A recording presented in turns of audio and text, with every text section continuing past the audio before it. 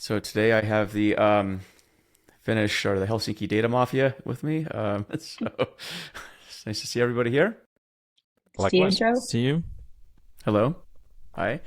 Um, so this is a unusually big podcast chat, but we'll make the best of it. I guess, do you want to just quickly introduce yourselves in no outstanding order here? Maybe we'll I start will with, start okay, because you I'm start. not coughing at the moment. I have a Okay, bit of great. a flu, so I'm sorry. Great. Yeah, so I'm Eva-Maija Virtanen. I'm a senior data engineer and a partner at Invenite, a startup company in Finland, working with health data and data platforms. Also, I'm a board member at TVA, which is like an ICT organization in Finland. I'm founder at Data Tribe, data community in Finland, and also uh, we have founded with these group a Helsinki Data Week, which we might Yay. chat today about. That'd be great. Auntie. Yeah. Hi, I'm Antti Rask. I go also by the name of You Can Be a Pirate on LinkedIn because you can be a pirate. I'm the I R didn't know guy that. here. You can. Um, yeah, I love R, but I also do bunch of other things with data. Yeah, Don't you also play in a band? yeah. Well, three at the Like a moment. pirate band or something? Okay. Well, That's cool. no. Finnish folk music Okay. mostly. Nice. Juha. Yep. Well, I'm Juha Korpela. What do? I do data modeling and stuff, and we've had some chats with Joe in the past. I'm an independent consultant now, doing data modeling and information architecture and data products and stuff like that, and also, like everyone else here, part of the Helsinki Data Week crew. Awesome. And Sade. I think I've pronounced your name right.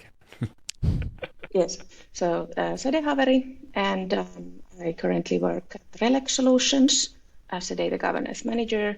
I have a long background with data in different forms, all the way from database coding to, well, now governance.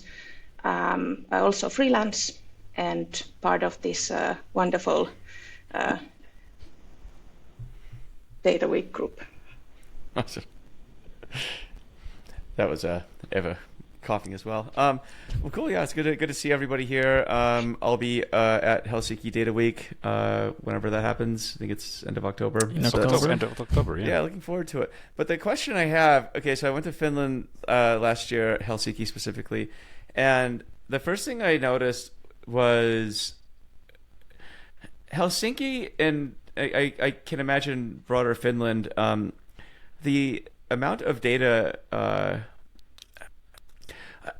I think pound for pound, it may have one of the highest concentrations of data practitioners that I've seen, and not just practitioners, but really strong ones. Do you have any idea why that would be? I have actually been thinking about this because, Joe, you pretty much asked me the same question like last time we talked, and, I and I did. have been actually thinking about it ever since. And I have a theory. I don't know if folks you agree with me, but I have a theory, and the theory goes in basically got two parts. One being that, well, the kind of overall workforce is sort of highly educated, so people are, well educated, and they speak English and communicate widely around the world and so on and so forth. That's like the sort of background of it. And then the other part is that we have this kind of, let's say, from middle management and up, this Nokia experience in the country, which means that there's a whole bunch of people who have been involved in actually like adult scale businesses around the world, which means that in many organizations the thinking about how to use data and so on is perhaps a little bit like more mature than it might be in a tiny country like this otherwise. And also it could be that because we're so slow in reacting to things, we didn't kind of forget about all the good things about data modeling and data engineering and so on and so forth. And there's still kind of a lot of practitioners around all sorts of data topics. We're not just, running for the latest technology fad all the time. I don't know, maybe that might be a cultural thing. But that's my What do you mean a personal theory. cultural thing? Well, I mean, we're kind of we're not sort of how would you say, we don't get too excited too easily. So you have your new technologies. Well, I mean, you're a different person. You're a different kind of person, obviously. I'm not sure how you exactly can call yourself Finnish. Yeah, I'm not sure if you are actually, honestly. No. 100%. I actually tested on genetics. I'm 100% Finnish. Oh my gosh. Okay, Nothing so else. what's wrong with me? No. But yeah, I don't know. Maybe it's this kind of, well, I mean, compare this to whatever we do in Finland to whatever data people do in the States, for example. It's a completely different ballgame. Joe, you know this very well, having traveled around and talked, and you often have been talking about the differences between European data ways of doing data and American ways of doing data. And I think altogether, like the rhythm is a little bit slower here, but that means that we don't have to constantly forget everything that we've learned. I don't know. It's interesting.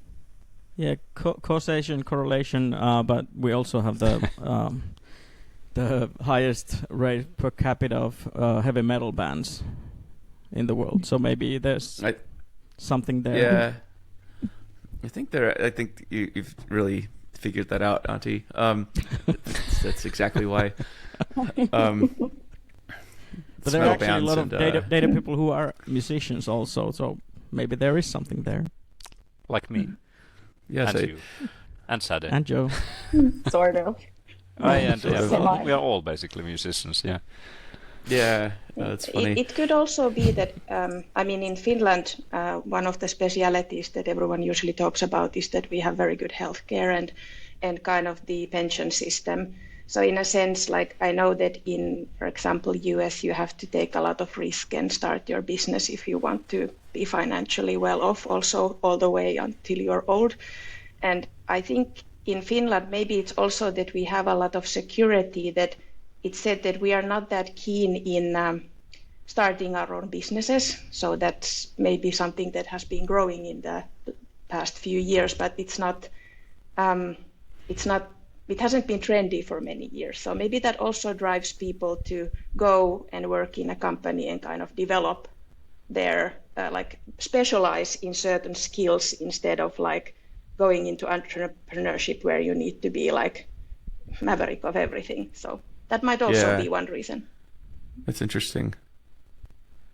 Any thoughts, Eva? Are you just...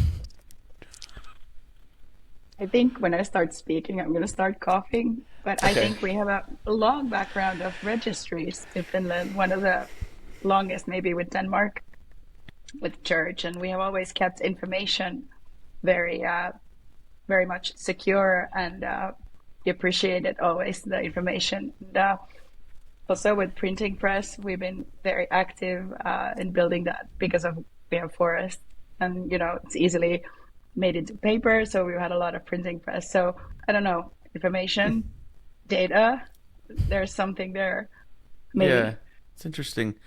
Yeah, I know there's a lot of data vault practitioners in Finland, for example, it's a right? Cult.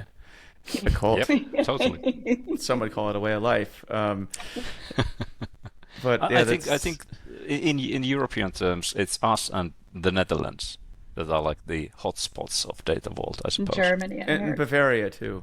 Oh yeah. Not rest of Germany, but I noticed Bavaria and like a few pockets of it are like Bavaria. that. So, but yeah. But that's very particular, Joe. Well, it is. I noticed it there. And then where else? Australia, actually. I noticed that there's some pockets there. I was actually talking with Bill Inman about this the other day. It's just like, why is it that Australia at one point in time, I think, had probably the best thinkers of data modeling, like Graham Simsian and John Giles and a few other people from there. And we're kind of scratching our heads. It was weird, but then I don't know. But yeah, it's something I noticed. The Helsinki, I think just talking to people, it seemed like the sophistication with data was a lot higher than I had expected. And then I kept talking to people, and I was like, well, it's actually higher than I've seen in a lot of places, and I've been to a few places. I think data vault was taught for many organizations at some point. And maybe I have nothing against data vault, but I think it might be too much for some organizations or companies. So it's a bit like some companies might want to move from Dataville, but it might be a bit harder at this stage. But you're gonna have to finish citizenship revoked now. So I'm just kidding. Yeah, it is interesting. And I noticed also in Helsinki, and this will lead into Helsinki Data Week. What was it? Antti was nice enough to invite me to an R users group, I think it was. Yep. And there were a lot of people that showed up, like a lot of people. If you try to have an R users group in the States, I don't know that you'd get that many people showing up. But then it was so partly was that one. Partly because of you. You were the guest speaker, so there were more people there that time. Yeah, but it's your fault. There is an active community, for sure. Yes. Yeah. Yeah, and then who was it? Agile Data. They had an event the next day. There were a lot of people there too. I was kind of like, okay, there's people here. I didn't know what to expect, but then still because of you. It's everywhere you go. You're like, there's people here. And this is amazing. You have to say. Yeah, but there were people also in the Dama event, but they didn't know you were going to come. But okay, they came for Ole. But still, I went to the Dama event too. Yeah, I went to that. Yeah, that was Ole. Yeah. True. But I mean, Crash's party. This also happens to be the origin story of Helsinki Data Week, because all of us met. Well, Sade and I, we have known each other for many years. We've worked together and so on and so forth. But we met there. I think actually, honestly, the first time I've ever seen Eeva-Maija was outside the ADE event when she was talking with you, Joe, and I came there. So that's the first time I ever met Eeva-Maija. And Antti and I also actually go way back in terms of where we studied and did some music stuff there. But regardless, the whole thing was that we realized that, okay, it was a week during which data things happened by accident, and it was fun, and we had fun encounters with people, and people were kind of excited about the whole thing. And Antti, you coined the whole idea, hey, Helsinki Data Week, ha ha ha. Yeah. Which we then turned into an actual real thing. The joke's on you. Yeah, so it's kind of your fault. Well, I was walking around and I was kind of like, why don't you just have, you got a lot of these events going on. Why don't you just have like a week where you just do all the data stuff? And I think it was sort of a joke. I didn't actually mean it. But there we go. But here we We're are. serious people, Yes. When I we can say tell, things, we mean that. You're a very literal group. Nation, yes. I make a joke and you just go do it. So I think that's some say that Finns are the most dependable people. So that if we promise something, we will do it. So that is usually what we are famous for: not having very much humor and being very dependable. Yeah, I noticed the humor part too, because I was giving my talk. I was like, "Do you all laugh on the inside?" Because I thought that was pretty funny, but nobody laughs, so they all just sort of stare very politely. Yeah, but I mean, no feedback is good feedback in Finland. Yes. What do you mean by that? Usually we just comment if there's something negative to say. So if no one says anything, everything is fine. You have done nothing wrong. And if it's really good, we'll say that. If it's really good, we'll say it wasn't bad. So. Yeah. You're all worse than the British. It's crazy. Pretty much. Absolutely. But I mean, the Helsinki Data Week thing. Just kind of want to say once again that we have great stars coming up, like Joe and Ole, who was here, and Vinvasista is coming, and we're going to be having quite a lot of interesting stuff in October. So that has been super great, and I don't know, this group of 4 of us, we have basically come up with the whole thing from nothing in a few months. So I'm pretty happy that it's going the way it is. Yeah. Well, walk me through this. I'm curious, how are you going about fostering the data community in Helsinki and I guess maybe the broader area? Well, I think Eeva-Maija, you are kind of one of the kind of most active community organizing people that I've ever met in my life. Would you like to start with your community efforts? I just, I feel like there's a need for it. So then I'm just the loud one who gets like, hey, here, let's get together. And then people are like, yay, I want to meet new data people. And it, sorry, it just started like that with Data Tribe. And then these people are also coming to Helsinki Data Week, but then also Helsinki Data Week is, other siloed data folks in Finland, which is funny because there's only like a few of us and we're still in silos. It's like, how many people you have in one silo? One. And then it's, now there's 4 silos here present. But yeah, that's it. Like, just get the message out and get excited, because I'm super excited about everything always. So it's, I think it's contagious. So when I'm really excited about something, people are like, okay, there must be something there. Or, I don't know, or I'm just weird. Well, that's one thing I noticed though, was the R group didn't even seem to know about the DEMA event or the Agile Data event the next day, which I thought was interesting because it's not that big. Helsinki's not that big of a city. It seems like a pretty small place, but I was surprised that I would expect that in San Francisco, just because there's a million things going on. I think there's like 10 to 20 meetups a night there or something like that. But not there. That's what I was kind of shocked at, was just how siloed it was. Why is that? Don't you all like know each other or are related to each other somehow? Or we might, but we don't want to talk to each other. That's how Finns are. This is gonna be a great conference then. Yeah, I mean, but the siloing thing, it's like, I've joked a few times that I have heard of some interesting like events because Juha has gone there to speak. So since he's, on LinkedIn, then I see that, okay, this thing is happening.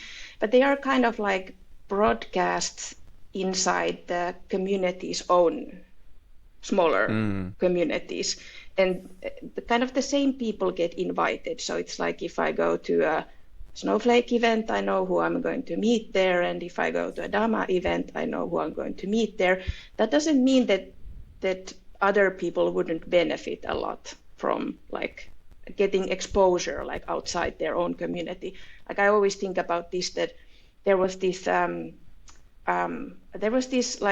someone chose like 10 math problems that no one could solve, and then put them on the internet and promised like 100,000 to whoever could solve them. I don't remember what was this, but it was like one of them was solved in like a couple of weeks because it was a chemist who saw the problem and then was able to solve it with a method that they used in chemistry but don't use in mathematics so much. So it's like, we could benefit so much from more of this cross-pollination, but for some reason we stick in our own tribes. And that is kind of one of the things that we discussed first, that we need to somehow open, even as Finns. Yeah, and we can't afford that as a nation, like as our national sovereign, I don't know, sovereign, how do you call it? Sovereignty? Sovereignty, like in data skill, like if we have like the top talent in each, top companies, then it's like, we need to get these people together, to innovate and invent, stuff. And that's why it's super important that we do this. And I think it's like a bit in the company cultures as well, that you're not supposed to socialize maybe too much with other company, data folks. And I think it's a bit wrong, especially for the, like, we're only, such a small country and we're going to be competing globally in this. So, we need to get our things together and just, talk to each other. Yeah, it seems to be the case. Like, when I travel around Europe, it's interesting because a lot of countries want to compete with the US in terms of startups and innovation. But when I look at how everything is set up there, I'm like, there's no way you'll ever compete with us. Not to be egotistical, but it's true. So it's like cultures. Yeah, it's like a very conservative culture where nobody wants to take risks. A culture where people aren't talking to each other and just kind of staying in their own bubble. A culture where employment laws and regulations aren't really well, they're not American. I'll leave it at that. I'll let you fill in the blanks. And so it kind of, and it's disappointing because there's a lot of smart people that I meet in various areas of Europe, especially, but I feel like it's because of the conservatism, and I think because of the lack of talking to each other in the community, it won't happen. Like there will definitely be some startups that succeed. I mean, I think that video game company that you took me to, Auntie, for example, I can't remember which one it was, but yes, that was Supercell.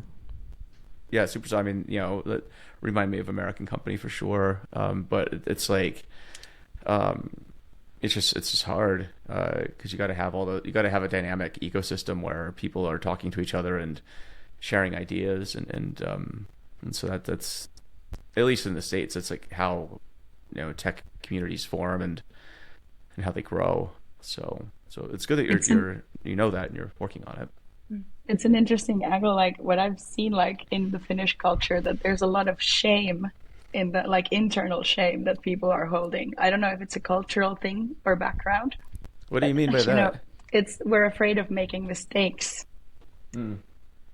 I think, in a way, we have a lot of intelligent people who are a bit afraid of doing mistakes, so they end up being perfectionists and they don't end up, doing anything. Like, so you know what I'm talking about. Well, yeah, I don't, so it's, but do you guys know what she's talking about? But yeah, they know. But I think that is something that we need to a bit tackle. I think that's what you said, Joe. That it's kind of the overall culture of certain kind of conservatism in the way of risk management is like super important for all the companies and all the individuals in Finland.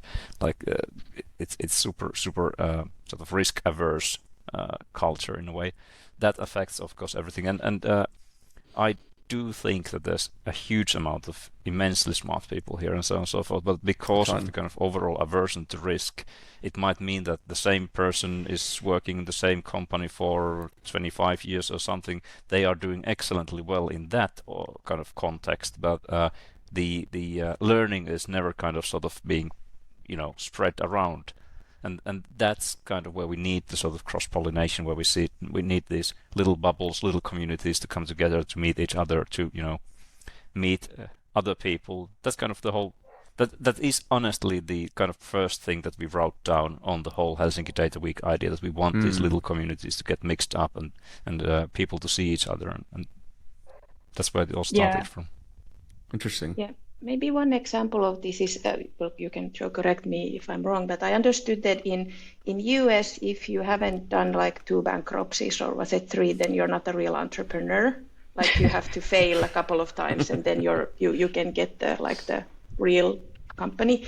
But in Finland, you only get like one chance. So if you fail, then you're not going to get, it's very difficult. It would be almost impossible to get funding. So that's one example of the conservatism, that you have to succeed with the first try. Interesting. I mean, I just did a podcast with a friend of mine who, as an example, right? So he has a startup in America, and I thought we'd be talking about the startup, but we actually talked about him shutting down the startup, right, and closing it because they ran out of money, right? So you walked the whole story, and this will be out in a couple of weeks. But it was like, it's one of those things where the investors are like, yeah, I mean, this happens. We expect this to happen, and they were cool with it. They weren't. I mean, I'm sure it wasn't great that they lost their money with this thing, but that's the gamble that they took, and so that's. But that's but then he's already thinking about what he's going to be doing next, right? And so in America, there's no shame of that happening. It is what it is. It's a risk you take. I mean, I've had businesses that have succeeded. I've had businesses that have failed, and that's how it goes. And I think, but you are right in the sense where you do have to have a few failures. You don't need to have them, but it certainly helps. In America, you kind of look at that as tuition that you have to pay, just like you would at school, and that's reality. Which are free. Yeah, I totally get it. Sure. Yeah. So, but it's university here is not free. Very expensive. But that's just a gamble that you have to take, right? but that's how you learn. Because there's certain things you don't learn unless you fail in business, and I think you're gonna have to have a couple goes at it to really figure that stuff out. It's business is insanely difficult. I don't think most people should do it. I think I wrote about that last week in my newsletter. Because everyone wants to do entrepreneurship, but I'm like, I don't think most people should try. People go crazy. It's actually, but that's how it is. It's funny that you said that to try, because in Finnish, in language, it's trier, yrittäjä. So it's like I try. An entrepreneur. Yritän. Yeah. It's not like a nice word like entrepreneur. An entrepreneur is someone who tries. That's how the Finnish language works in that sense. It's good. Oh, interesting. It's what does that mean exactly? Like, what kind of connotation does that have? It's kind of an attempt. So you're kind of attempting to do something. You are yrittäjä, meaning that you are an entrepreneur. Exactly. Interesting. Is that seen sort of negatively then? No, I don't think so. No, not at all. Okay. No. Okay. But if you think about it, it's like a bit like, you're attempting something, and it's it's not a very like cheery word. But you don't think about it, of course. Yeah. That's a word. But I think you are attempting something. As I said, in Finland, they are emphasizing a lot the risk of entrepreneurship. And I said it's not,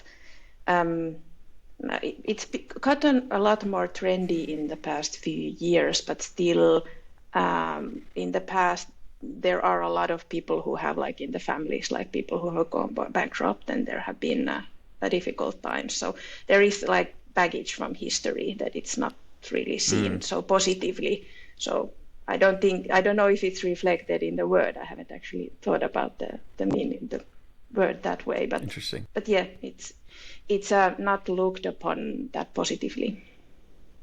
Yeah, and it wasn't even that far from now. The 90s, True. we had a bad recession in Finland. So a lot of families, had a lot of monetary issues, and some did well, some didn't, and the whole family might have, lost everything. Or with this entrepreneur, I had that experience as well.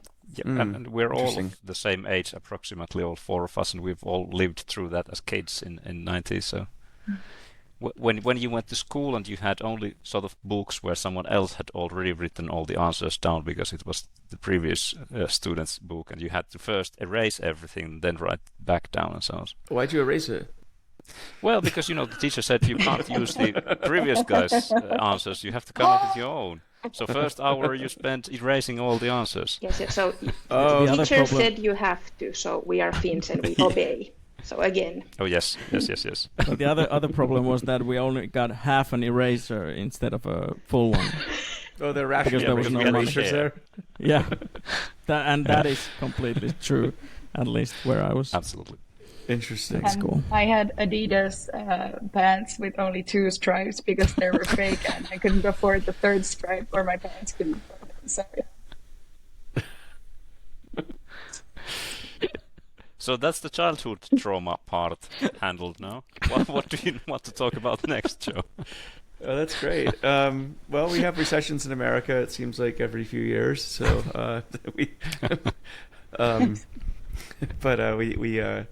I think people would still wear 3-stripe Adidas here, because you would.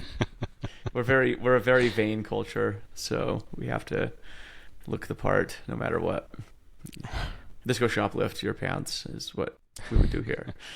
But that's interesting. Well, I mean, but it's interesting that I guess against that backdrop that you're building this community. I mean, what's the goal with it?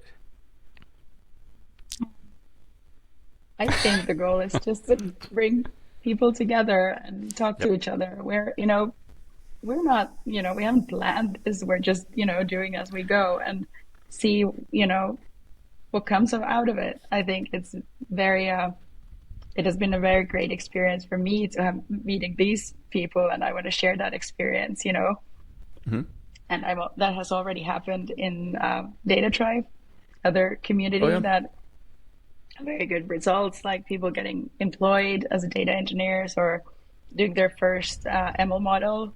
Mm-hmm. Or it's empowering when you see people are getting inspired and they learn more, and I love it. Yeah, I've seen that Slack group. It's pretty cool. I may or not be lurking there under a fake name. So, but you'll have to see. But yeah, for the audience, this is the Slack group, Data Tribe, which you can't really Data read. Tribe, yeah. Yeah, but it's got some cool conversations on it. Yeah, I think it's interesting, and quite a few people on there now too, which is awesome to see. So that's Yeah, that's also something I wish I had more time to do because I'm also full time working as a consultant and I'm a mom for 2 kids and I have other stuff to do with other, companies and things. So this is something I would really love to spend more time with, but it's a bit tough. So, I'm always trying to inspire everyone to start their own thing within the community because it's not my community. I just started it. So that's very important for people to start those conversations and ask things because people love to help, but people are very nervous maybe, or like they're not asking questions, but they want to help when somebody asks. So sometimes it's good to just, play the devil's advocate or like just ask questions from people. Was there start going. any previous groups like that online, like Data Tribe, that you're aware of in Finland? Well, they are like different sorts of smaller communities, again, usually around different like technologies or so on. So you have your, our user groups or whatnot. I'm not sure if many people used Slack, like a lot at least, as a medium. But there have been LinkedIn groups where no one ever posts anything and so on and so forth. But that's kind of also coming back to your question on what's the point of Helsinki Data Week in a way. It is to kind of create these connections, to create these communities and break down those boundaries. And honestly also, the point is just to have a good, big, large-scale data thing happening in Finland because we've never had any. Honestly, we've never had any. I don't. At least I haven't encountered any in the history. And for example, Stockholm, our old friends in Stockholm, they have Data Innovation Summit, for example, which is pretty cool. Oh yeah, I haven't been to that. We don't have anything. I've been there like a few years ago. I wasn't too, busy. yeah. Okay. Yeah. Yeah. Everyone always asks me going to that. I'm like, nope. Didn't get in. It was very similar actually to Big Data London actually. Like I visited both in 2023 and similar vibes. Yeah. Obviously Big Data London was bigger as the name suggests, but it's bigger Data London. Yes. Yeah. Bigger Data London. Bigger Data London. Yeah, I'll be speaking at that one this year. So if you all want to go to London, meet me there. You can do that. Yeah, I I just was got my thinking tickets. actually going there. Maybe we should do like an excursion from Helsinki Data Week. Oh, to, yes, we should. Big Data London. You should. It was in September, right? Yep. September 18th and 19th. Yep. Yes. We should I already go. have my tickets. Yep, we'll do that. Oh, that's good. Yeah, you should. Again, we come up with new things to do together when we talk with Joe. Oh Otherwise, yes, we we wouldn't. can't live without Joe. Just then like, you giving us ideas. What should we do next? And then you can Tell us. come with me Joe, help to go to Data Eng Bytes next in Australia, which is where I'll be speaking right Okay, after Joe. Big Data London. So you should go there too. Yes. All right. Yes. Yeah, that's a hop and skip away, I think. It's really close. You can make it. So yeah, but I think Big Data London would be good for you to go check out. I think they put on a good conference there. It's actually where Auntie and I hung out. Yeah. That was the first time we met And it's live. also- Yeah, exactly. Yeah, and they've been doing that for a bit. So, but conferences are hard. I won't lie. When you guys said you're doing a conference, it's like, okay, you're in it to win it because this is it's a lot of work. We're doing Yeah. a festival. Exactly. That's kind of a different Like thing. like Coachella. Totally different. Data Coachella in Helsinki. But honestly, I think Eva has a point here. We know that conferences are hard, and we didn't want to do, one of those big, rent a swimming hall or whatever huge Mess hall. room and get everyone there. No, In Finland, we have swimming halls for conferences. no. What I was thinking, not the swimming Mess hall. hall. What do you call them? Mess halls or ice hockey halls, which is the usual Finnish way of doing things. Anyway, so we didn't want to do that, get all the corporations in and get the stands in and, get 1,000 people grey in for 2 carpets. days. Yeah, grey carpets and, that's awful. No, No, it's fun. It can be fun. It can be fun, but we wanted to do something else. So what we did is kind of more like actual festival. So there's an opening event. Joe's gonna be there. Ul's gonna be there. Vin's gonna be there. Everyone's gonna be there. It's gonna be fun. And then during the week, there's a bunch of kind of smaller things that the partners of the event are organizing. So Agile Data Engine is going to be doing their thing, and Xenia is going to be there, Relax is going to be doing their thing, and so on and so forth. So there's going to be a lot of little things around the city throughout the week, and then at the end of that, on Friday, there's going to be a whole big party. I hope with karaoke, but we'll see. And we booked Joe as a DJ. You're not gonna talk there, so That's fine. You don't want me at karaoke anyway. Nobody would ever want to come to your festival again. And everyone else plays. That's exactly what I'll do. Cool. Yes, it'll be just fine. Yeah, that's awesome. So I think I'm looking forward to the event. And when is it going to be? October 28th to what's the Friday? November 1st. Yeah, it's a Halloween week. It's Halloween. Yeah. Yep. Oh, Spooky okay. data. Yeah. We'll be there for Halloween. Spooky Data Sounds week. Great. Missing data. I mean, can't you get like data. one of your? I know that Nordic metal is a really big thing. Can't you? Are you gonna have like a lot of metal bands playing there? Yeah, we could. In Helsinki Data Week, no? Yeah, isn't that like the national like music that you have to listen to? Is like death metal? Yeah, or that's Nordic where metal? we started this conversation. Actually, Yeah. I think that's kind of I'm a jazz guy. But... Isn't Norway more like death metal? I don't know. I don't know my Are we Nordic. more like, just I don't know how it called. We had melodic Nightwish. heavy metal. Yeah, I was symphonic. looking for the word melodic. Mm. This is also a very sort of Finnish thing to start arguing about sub-genres of heavy metal. Mm. We don't really do that here. Yep. Well, that's awesome.